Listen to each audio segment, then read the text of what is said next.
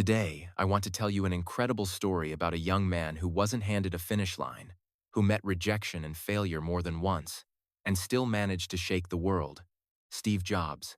If you've ever held an iPhone, opened a MacBook, or simply admired a product so beautiful it makes you smile, you've already touched his legacy. But Steve Jobs was not born into privilege, and no one gave him a silver key to success. His life zigzagged through praise and ridicule, triumphs and heartbreaks. Yet he refused to quit. This isn't just a biography. It's a lesson in resilience, creativity, and stubborn hope. By the end, I want you to feel what his best teams felt, that crazy ideas are worth protecting, and the right details can transform the ordinary into the unforgettable. We'll follow him from fragile beginnings to defining breakthroughs, from a cramped garage to the brightest global stages. Along the way, you'll see how relentless curiosity, ruthless focus, and a near obsession with quality can redefine an entire industry. This is the story of how one person's taste can become a cultural force, how a different way of seeing can make technology feel human, and how refusing to settle can change the lives of millions. Above all, it's a reminder that the distance between a bold dream and a real product is crossed by work difficult, disciplined, joyful work, and by people who care enough to build things as if it were their last chance to make something wonderful. Steve Jobs was born on the 24th of February 1955 in San Francisco, California. From his very first days, life brought a challenge.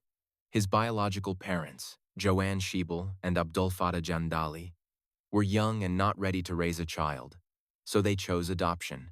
He wouldn't grow up with his birth parents, didn't know who they were or why they had let him go. But that beginning did not define the end. Steve was adopted by Paul and Clara Jobs, a humble couple in Mountain View. Paul was a mechanic who loved tools and neat work. Clara was an accountant, careful, steady, loving. They weren't rich, but they gave Steve a home shaped by kindness and attention. Early on, Steve seemed different. While neighborhood kids were outside playing, he was inside asking questions. Paul noticed the spark and did something simple and profound. He invited his son into the garage. Together they fixed cars and radios and took apart small gadgets. Paul repeated a line that stuck for life. If you're going to build something, make it the best you can. Care about every detail, even the ones nobody sees.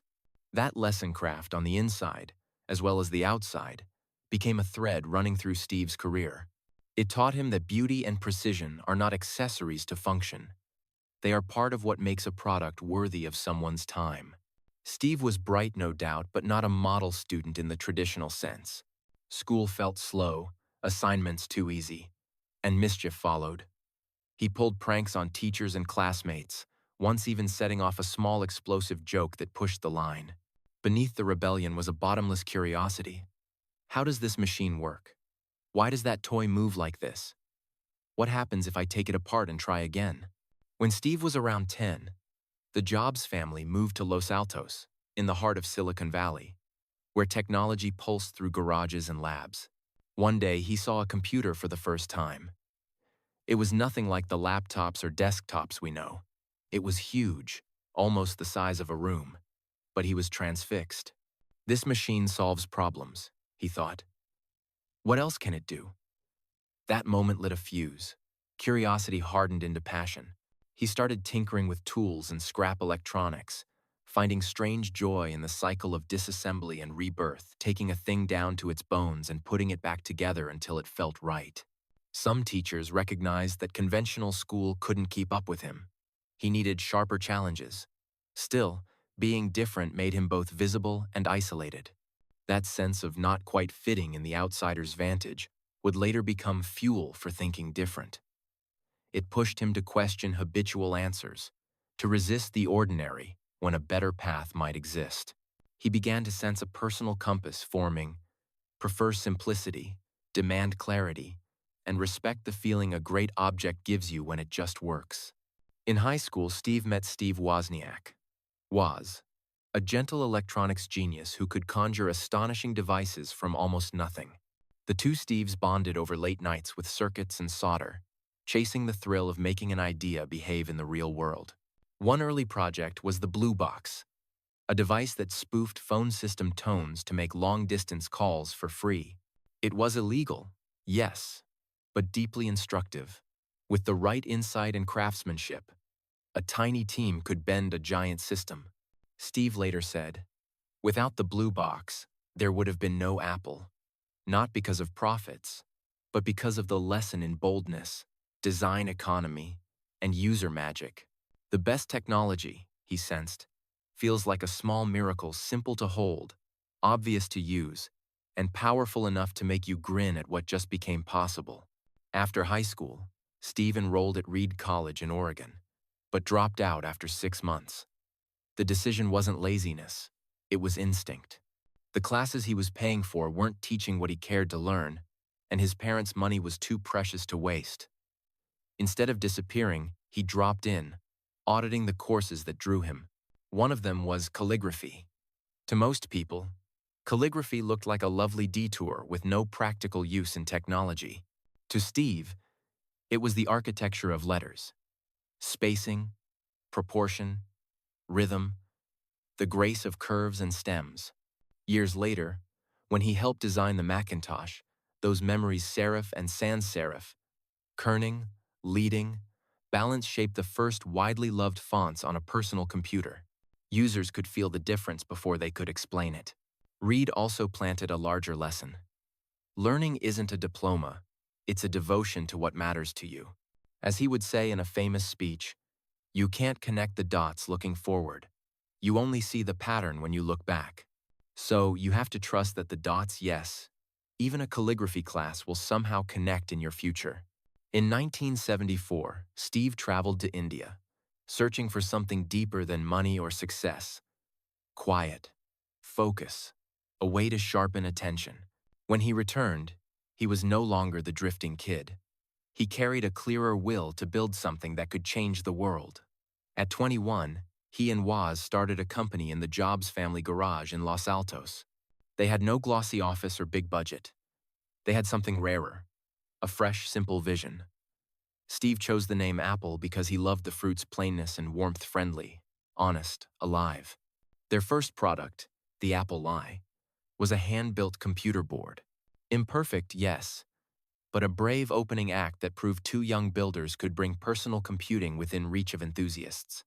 Steve fused the hands of a craftsman with the eye of a designer. The outside should be clean, the inside orderly too. A tidy circuit board, he felt, honored both the user and the work. From a garage humming with the smell of solder, Apple spread the belief that technology should not belong only to experts. It could be a companion for everyone if it was simple enough, useful enough, and delightful to touch. The Apple I provided a little capital, but Steve was unsatisfied. He believed the future of computing belonged to everyone, including children.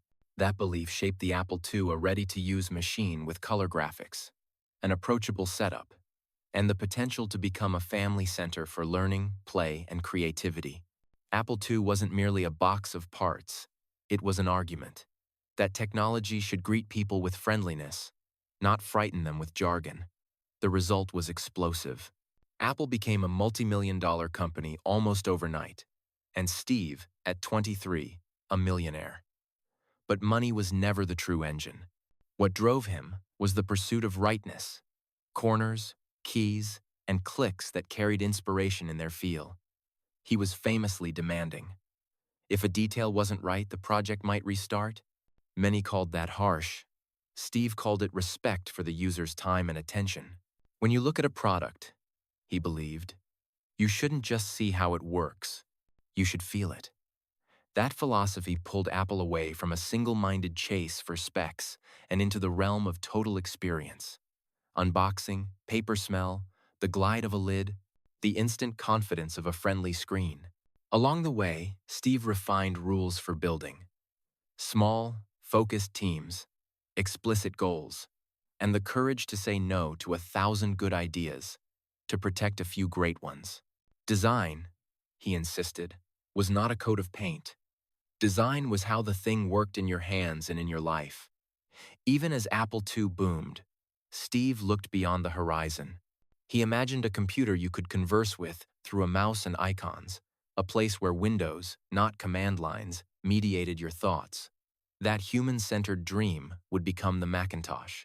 But before that, Apple would have to learn how to keep excellence, without losing the simplicity and warmth that made the Apple II beloved attention Steve measured every day. In the early 1980 seconds, the vision of a computer for people crystallized into the Macintosh, a graphical interface with icons you could click and a mouse that felt like a second hand. Steve wanted more than a fast machine. He wanted an experience that invited creativity. The launch of the Macintosh in 1984 played like a cultural moment. The 1984 Super Bowl ad, directed by a famed filmmaker, cast Apple as the rebel that would smash the gray conformity of boring tech and set users free. But inside the company, storms gathered. Steve's fierce style clashed with corporate processes and strategic disagreements. To many at Apple, he was too demanding, too stubborn, too controlling. In 1985, after bitter power struggles, the board removed Steve from the company he had co-founded. Being fired from his own creation felt like a punch to the soul. Yet in hindsight, he called it the best thing that ever happened to him. It freed him to be a beginner again, to chase ideas with the agility of a startup. Out of that rupture came two names that would define his return: Next and Pixar. Steve founded NXT to build advanced computers for education and business, beautiful, powerful, perhaps ahead of their time.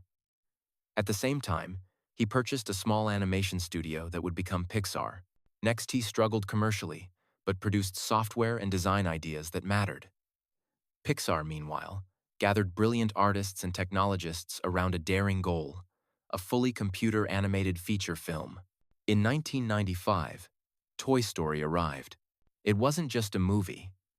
It was proof that digital artistry could carry heart, humor, and wonder into theaters. Pixar's success validated Steve's belief that great tools, in the hands of great people, could open new worlds. While these ventures matured, Apple began to falter without Steve's product vision. By the mid-1990 seconds, Apple was bleeding too many products, too little clarity, and faith slipping away. In 1997, Apple brought Steve back. What he found was chaos: a tangle of overlapping machines, confusing strategies, and a brand people were starting to pity. Steve was not afraid. He had a plan built on subtraction. First, he simplified. Projects that didn't matter were canceled. He drew a 2x2 grid and said, in effect, we build 4 great products: consumer and pro, desktop and portable. Fewer things, done much better. Then he rebuilt the story. In 1998, the iMac arrived like a smile in a sea of beige boxes. Colorful, simple, inviting. But it wasn't just pretty. It was fast and capable, the embodiment of, it just works. The iMac didn't merely sell. It declared that Apple had a pulse again. Steve did something else shocking. He made peace with Microsoft. The partnership injected cash and software support at a moment Apple needed both. Purists complained. Steve shrugged. Survival requires pragmatism. With focus restored, he preached a culture of taste and execution. Marketing sharpened to a whisper. Think different. Inside, the bar rose. Excellence wasn't optional. It was the environment. Apple narrowed its line, polished its operations, and started to ship on rhythm. The company began to feel, from the inside out, like a single product: coherent, confident, and clean. With the house in order, Steve turned to the future and asked a question he loved. What's the simplest thing that could change people's lives? The answer first appeared in 2001, the iPod. A tiny device that put 1,000 songs in your pocket. It reframed music as a personal, portable library you could carry everywhere. Before the iPod, music lived on bulky CDs or fragile tapes. Playlists were chores, not companions. The iPod made music feel immediate and intimate, like a soundtrack stitched to your day. But the iPod was more than a gadget. It was a manifesto about experience. Hardware, software, and services aligned.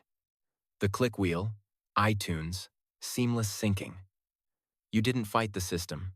You danced with it. Millions fell in love. Meanwhile, Apple's confidence and capability were compounding. Steve and his team asked another simple question. What if the best iPod, the best phone, and the best internet communicator were one device? In 2007, they revealed the iPhone.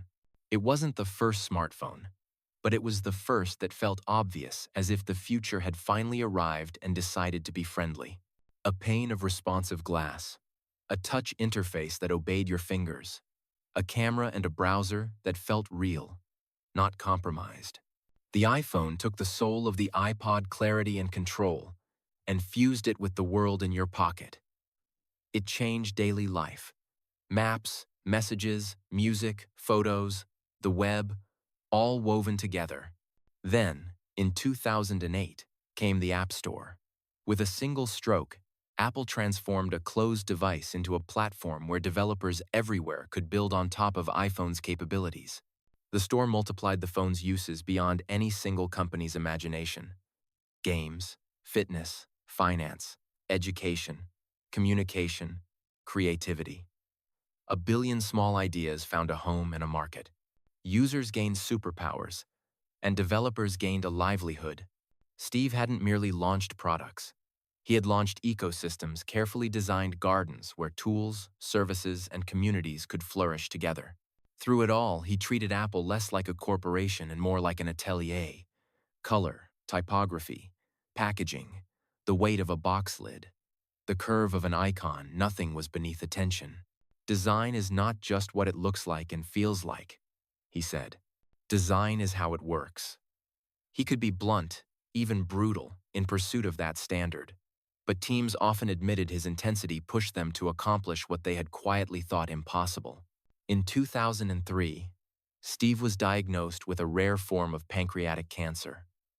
At first, he resisted conventional treatment and tried alternative paths, convinced that discipline of mind and body could turn the tide. Time, however, made the stakes plain. He underwent surgery, recovered, and returned to work. The experience deepened a theme that had run through his life. Time is limited, and you should spend as little of it as possible on things that don't matter. He moved with a paradoxical combination of urgency and patience. Urgent about what to build, patient about getting it right. Even as his health fluctuated, Steve kept shipping the future. In 2010, Apple introduced the iPad, a device larger than a phone but lighter in spirit than a laptop. Many asked, why do we need this? Steve believed the answer was simple. Some tasks want a canvas that feels immediate, a screen you can touch and read and watch with no friction. The iPad became a new category by being obvious only after it existed. People read on it, watched films, drew, Skyped with grandparents, and handed it to kids who learned letters by tracing them.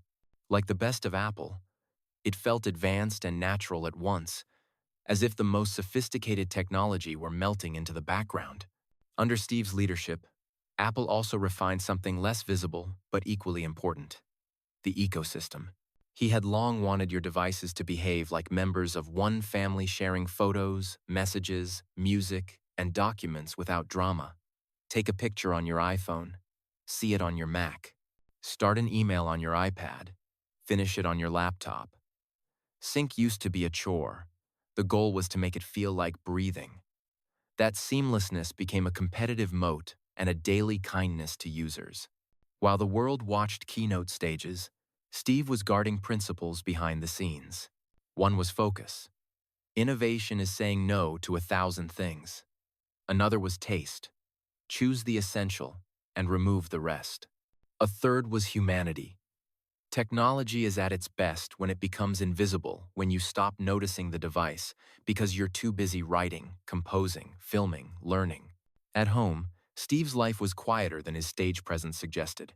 He married Laureen Powell, a grounded, brilliant partner who supported him through illness and success alike. Together, they raised 3 children: Reed, Aaron, and Eve.